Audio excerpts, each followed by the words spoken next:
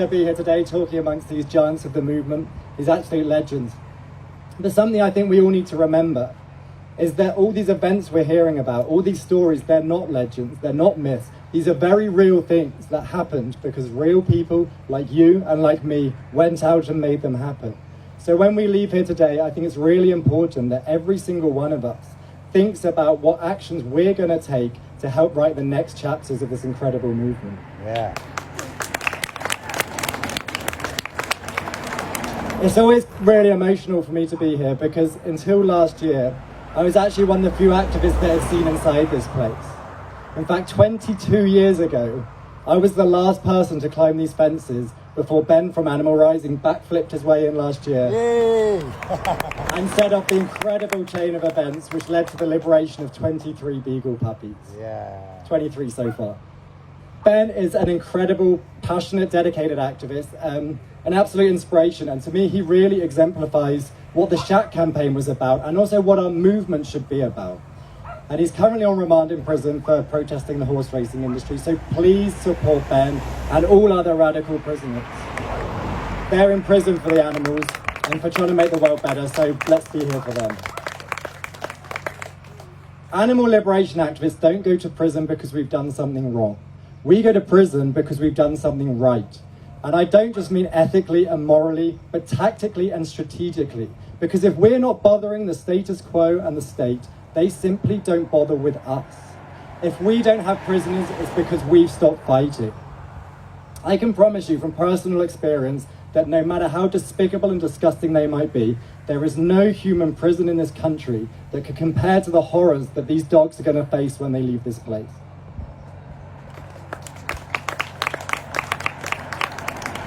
When I climbed these fences 22 years ago, I honestly can't believe it was 22 years ago, but when I climbed these fences 22 years ago, it wasn't part of some big action or some planned liberation or anything like that. I was just attending a SHAC protest, a lot like today's protest. But I got here and I was looking at these fences and the razor wire, and it was kind of clear to me that I could climb it, so I did. And I got in there, but I had no plan, I had no tools, I didn't even have a way of getting back out again. There was 100 police officers surrounding me, a police helicopter overhead, and unfortunately the dogs were securely padlocked behind metal bars. So I could see them and I could smell them, I could touch them, but I couldn't free them.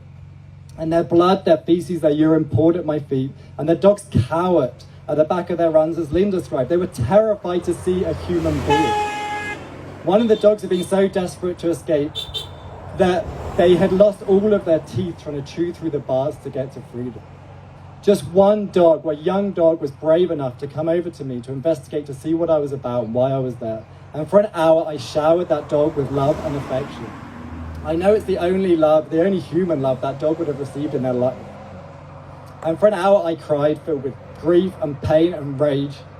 And through my tears, I made that dog a promise. I looked her in the eyes and I promised her that I would never stop fighting until every last animal testing laboratory is dust.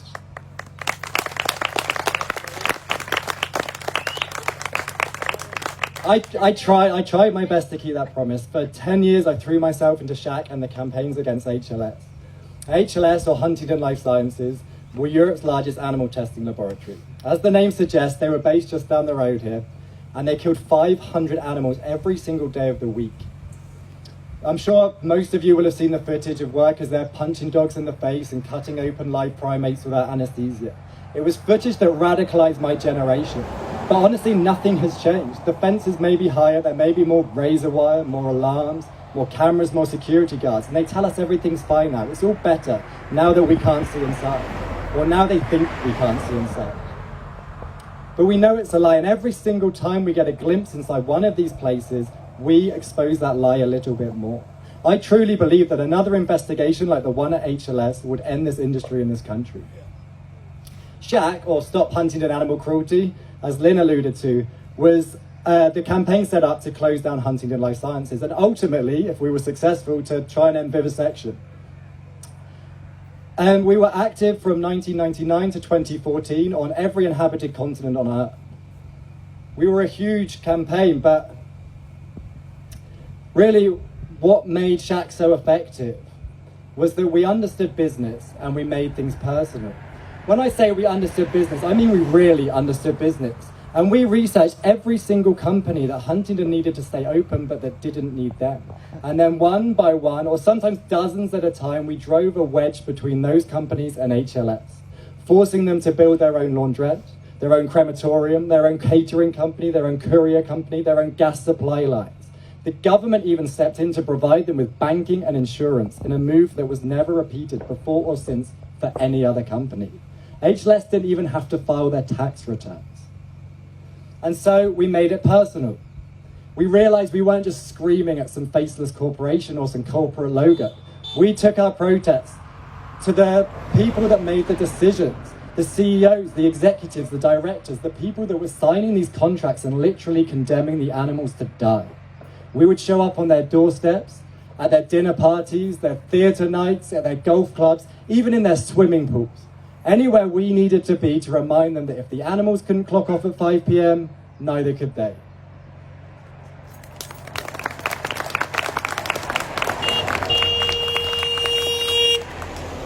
And it was effective. It was so effective that the British and American governments were terrified that other activists would start imitating our tactics and our successes, which of course they did. Anti-logging campaigns, anti-arms campaigns, environmental groups, human rights groups, and of course other animal liberation activists. This was spreading, and really what we had was a blueprint that could end capitalism.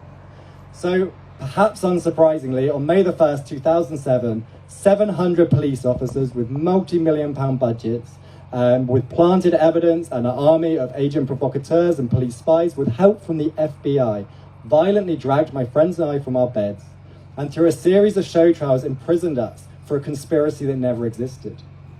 I received a 5-year prison sentence, but some of my friends received 8, 9, even 11 years behind bars for protesting against a criminal company that had been exposed breaking the law over 500 times.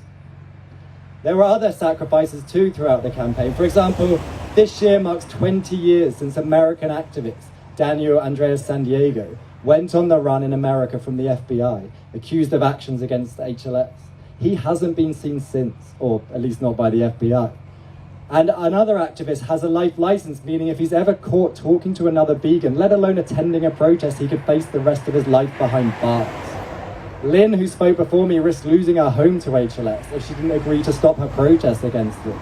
And other activists have lifetime ASBOs, which prohibit them from even discussing animal testing.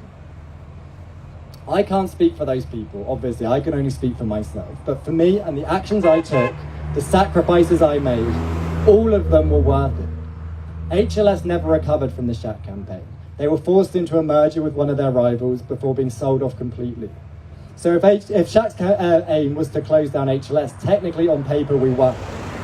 HLS no longer exists, but unfortunately their laboratory is now owned by LabCorp. So it's a pretty hollow victory. But that said, along the way, we achieved many, countless successes and very real, tangible victories.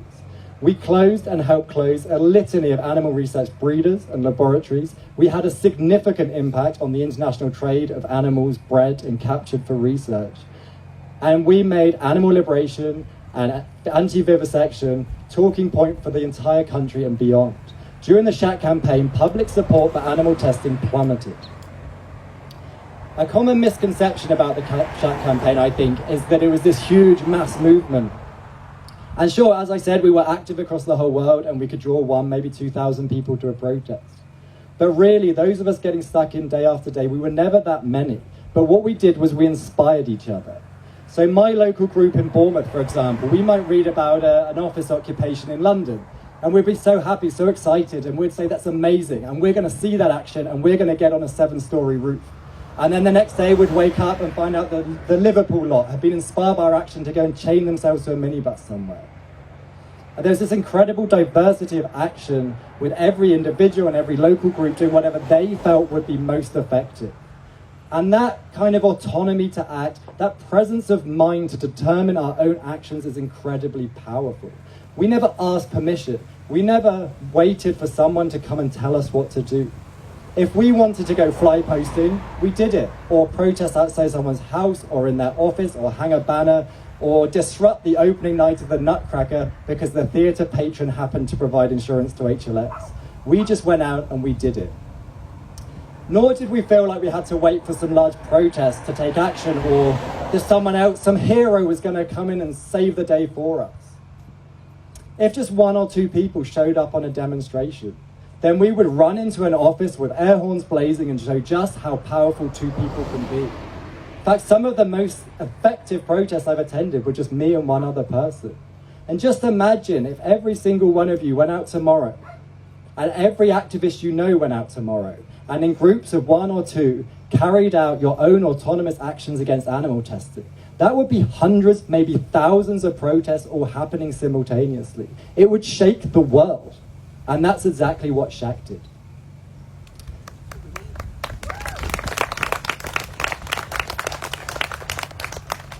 So when I was released from prison 10 years ago, again, time goes really quickly, but when I was released from prison 10 years ago, the movement I grew up in was gone. The state had effectively ended almost all of the anti-vivisection activism in this country.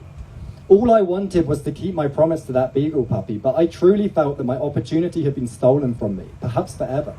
But look at us now, a new movement has risen from those ashes. You have risen from those ashes.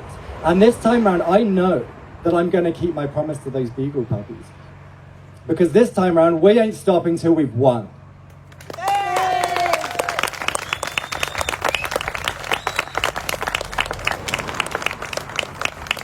I want to finish with a call to action.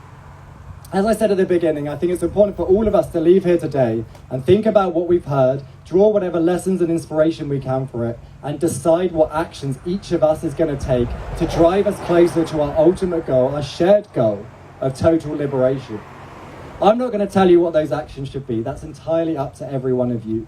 Because we all have our own skill sets. We all have our own ideas of what will and what won't be effective, and that is fine. In fact, it's amazing, because the wider a diversity of tactics we can throw at a place like this, the more effective we will be. What matters is that every single one of us does something, and that while we do it, we lift and raise those around us who are trying to do their something, making sure our movement remains a welcoming, safe, and inclusive space for all progressive activists. Because for the animals inside places like MBR Acres, there will never be justice. There is just us. And it is vital that we throw all of our energy, our rage, our anger, our resources, and our passions at places like this rather than at one another.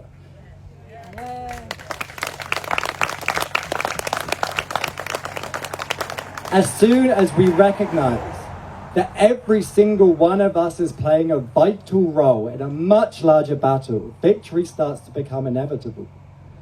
Because through the SHAC campaign, we didn't get everything right. There were mistakes made. There's lessons to be learned. But if we go away and we learn those lessons and we apply what we learn from those lessons, we can take our fight to MBR, to LabCorp, to Cargill or McDonald's or any company in the world, and we can close them down. So please, when you leave here, take whatever actions you feel necessary. But please take action, keep fighting, and good luck.